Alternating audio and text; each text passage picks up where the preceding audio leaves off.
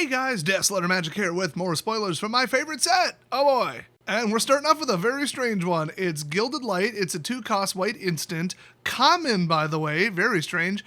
And you gain Shroud until end of turn. So it's like hexproof, except you also can't target yourself. And then it has cycling too. I've got to say, this is kind of a white counterspell. I mean, they target you with something, Thoughtseize or whatever. Boom, you drop this. And then when targeting is rechecked at resolution time of their spell or ability, then ta-da! It fizzles. Oh, sorry. Is fizzle not the official term and it's nowhere in the rules and I should stop saying it? Okay, let me correct that. The spell fizzizzles. There, that sounds way more correct. FYI, some of y'all get triggered by some really dumb shit. Next up, Crocin Tusker. It's a 7-cost 6/5 with cycling 3, which is a little high, but okay.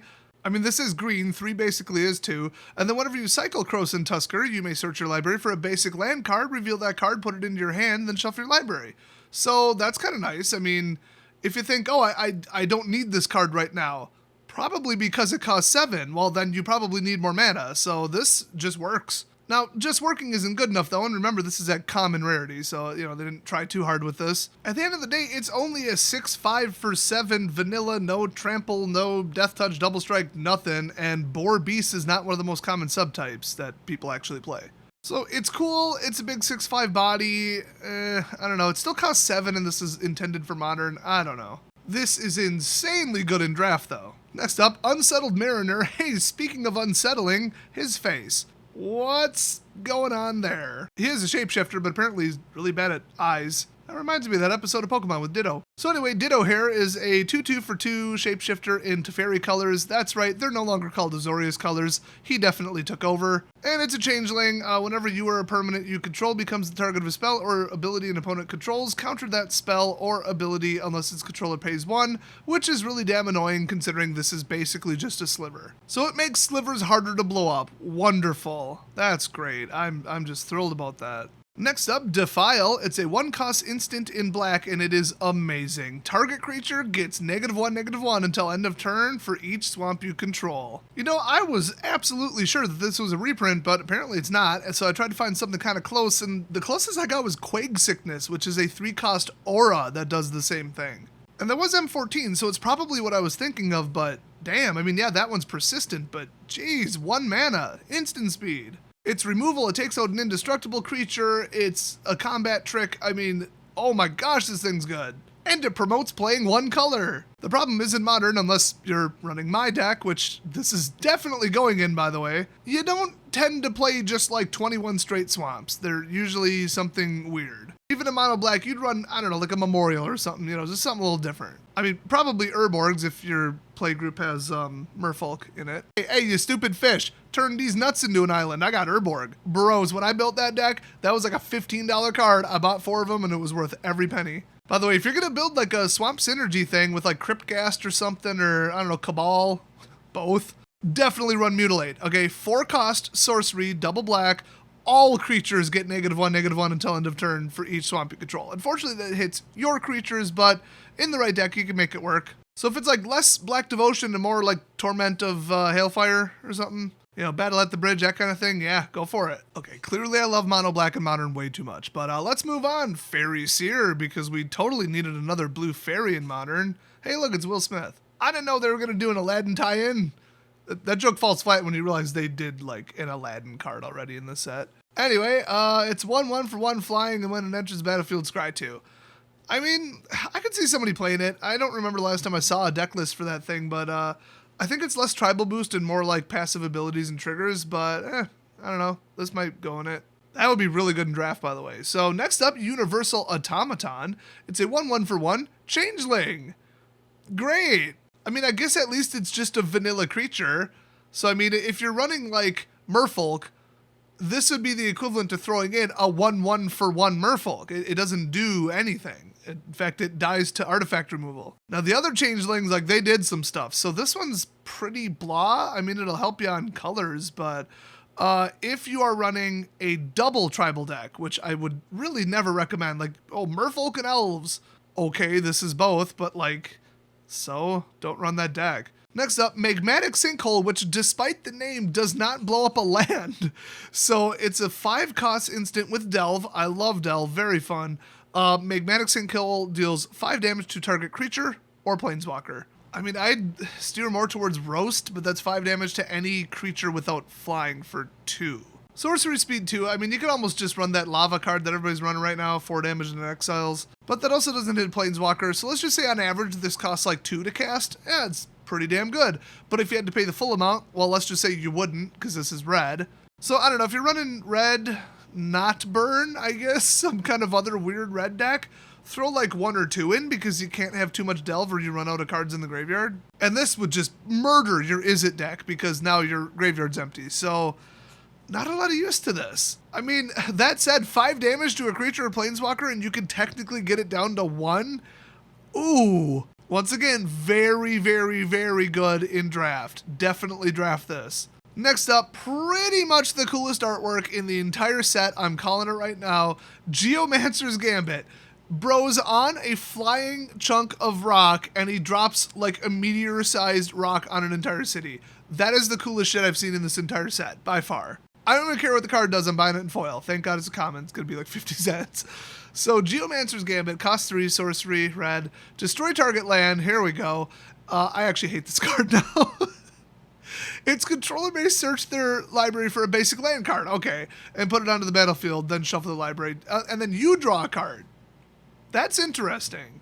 I mean, I'd say just run the Red Memorial, but this is probably better. It's pretty hard to compare this to any land that blows up a land because this is a spell and it draws a card and then it goes to the graveyard. So they're pretty different, but oh, this is good if you got to get a problematic land out of the way, and it's not true land destruction, which I hate true land destruction where you just get rid of a land and now your opponent has 1 less lands. Those decks are so ridiculous, you end up sitting there with 0 lands in play, just staring at them menacingly. Those decks can go straight back to hell, but if you're going to blow up one of my lands and then give me a land in its place, I honestly don't give a crap. I mean, you'll hear about it if it's Urborg or Nykthos Shrine to Nyx, but anything else, probably not that important in any of the decks I run. I would not say the same for other modern decks, FYI. Next up, we got Ephemerate. No, kitty! Why you delete my kitty? So anyway, 1 white, instant, exile target creature you control, then return it to the battlefield under its owner's control. Oh, thank God, Big Kitty's coming back. He just going for a walk into the blind eternities. Oh, and by the way, Rebound, one of the few ones I actually kind of do like because it's like Flashback, but you don't have to pay for it, but also you can't time it. You can't cast it like 5 turns later. So if you're not familiar, when you cast a spell, exile it as it resolves, and then at the beginning of your next upkeep on your next turn, you may cast this card from exile without paying its mana cost, but you have to cast it right then. So it's a 1-turn separated double flicker. I think this is fantastic. And I would say that Wizards learned the lesson, but that's a little generous. Much more likely this was an accident, but it only targets creatures, not planeswalkers. What a concept. The problem is, like, in draft, you would have probably no actual use for this. Like, don't you want your creature to kind of be there and you can't target an opponent's creature? You would need, like, a really good ETB effect, but the fact that they threw it in this set, I feel like it probably goes with something, probably white. Next up, we got Reap the Past. It's a green-red plus X spell, sorcery speed, but that's how you know it's good. Also, it's a rare. I can't wait to read what this does. You guys know I don't read these ahead of time. Return X cards at random from your graveyard to your hand. Exile Reap the Past. Okay, how would you possibly do that? I mean, you got 6 cards in your graveyard to make X3. Cool, roll a 6-sided die. Well, now it's 5.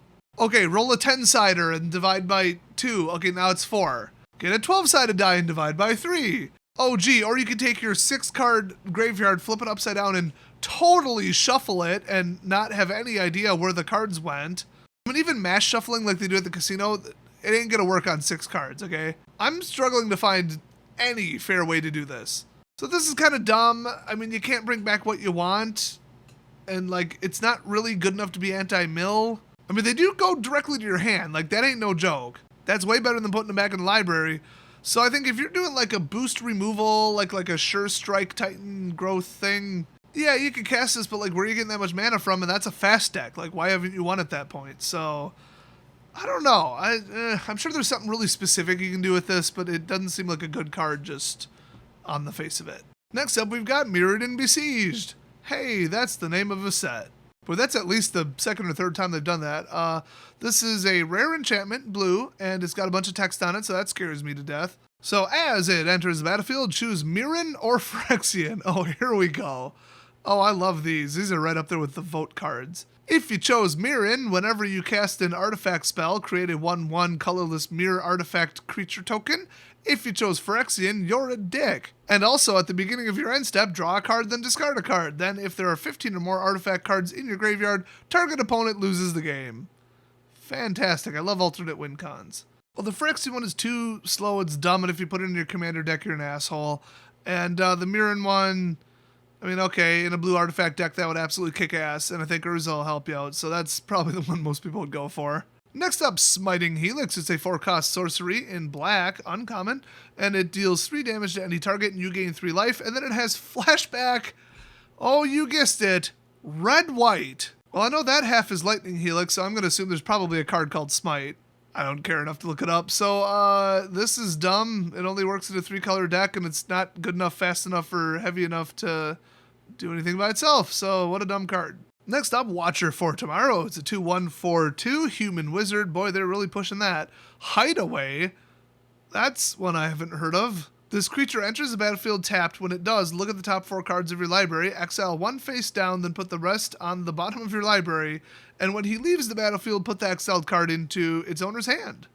Nice little delayed draw trick that makes people not want to blow him up, but he's only hitting for 2, but then again he costs 2 and he could be early game, and that's just kind of neat. I don't know, whatever. So next up we got Mindrake, interesting looking artwork there, and this is absolutely insane.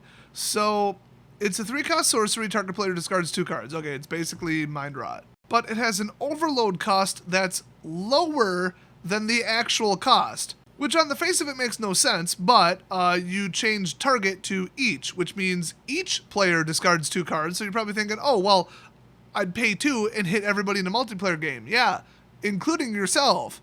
That's why it's 2.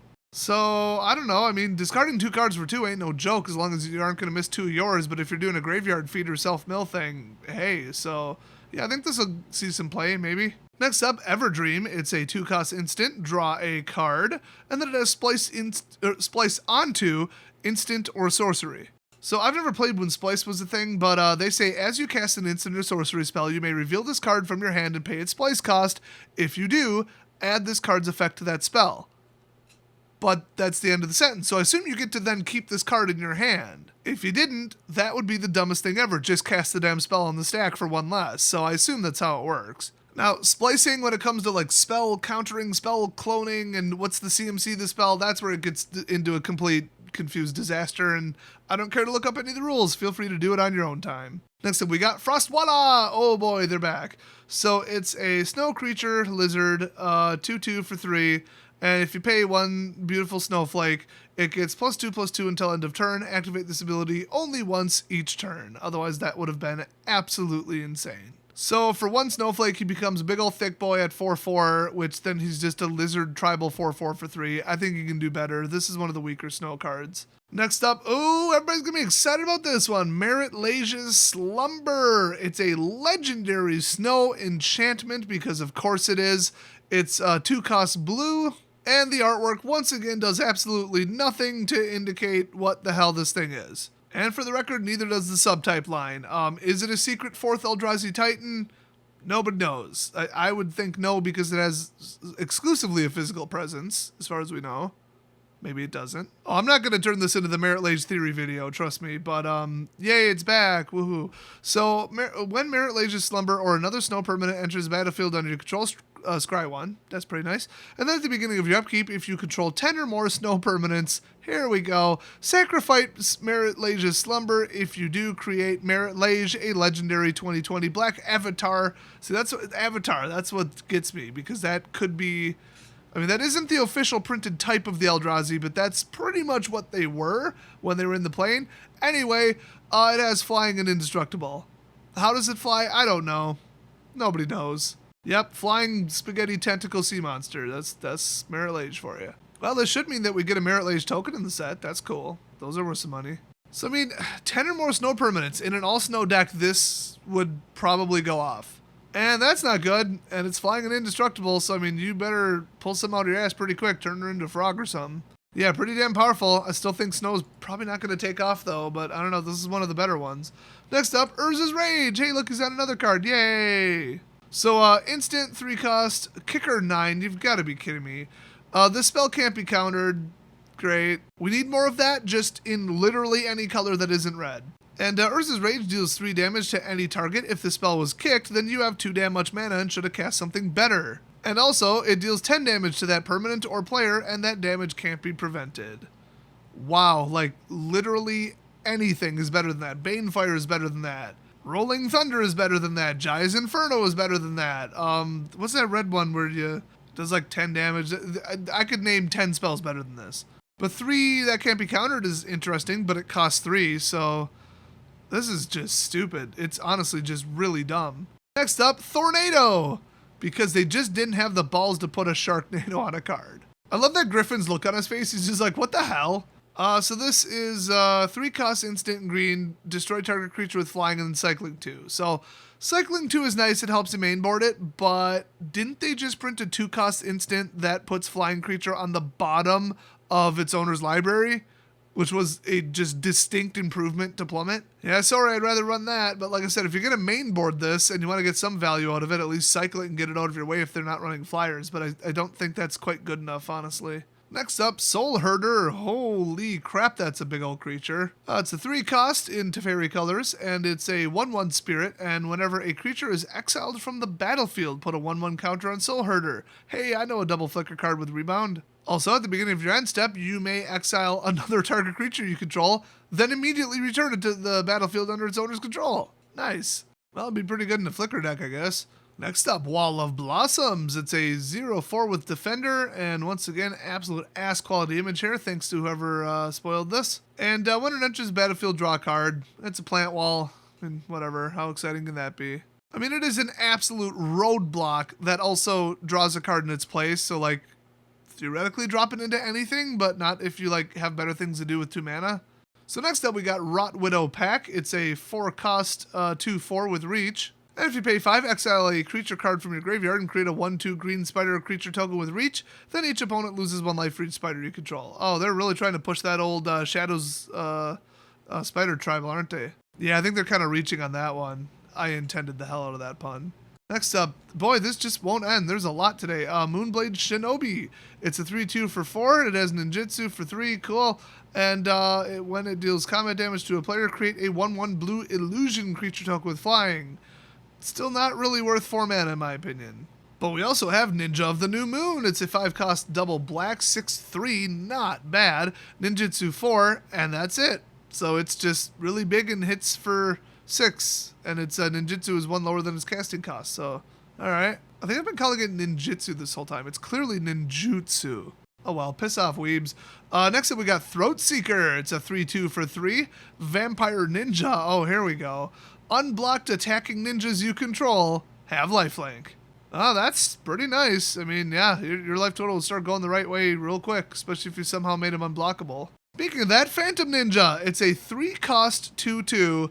Phantom Ninja can't be blocked. Okay, I know what card this is a reference to because it's one of my favorite cards from when I first started playing Magic. I'm going to throw it up. Hey, Des, that means when you're editing this later, go find the artwork. I have no idea what the card's called. Good luck. So yeah, it's a ninja. Doesn't have ninjutsu, but it can't be blocked. And it's coming through a door. Ha ha ha. Next up, Alpine Guide. It's a 3/3 for 3, and it's a Snow Creature Human Scout. When Alpine Guide enters the battlefield, you may search your library for a mountain card, put that card onto the battlefield tap, then shuffle your library. Wonder if it's intended to go fetch mountains that are snow mountains. Also, it attacks each combat Fable. That's not smart. And when it leaves the battlefield, sacrifice a mountain.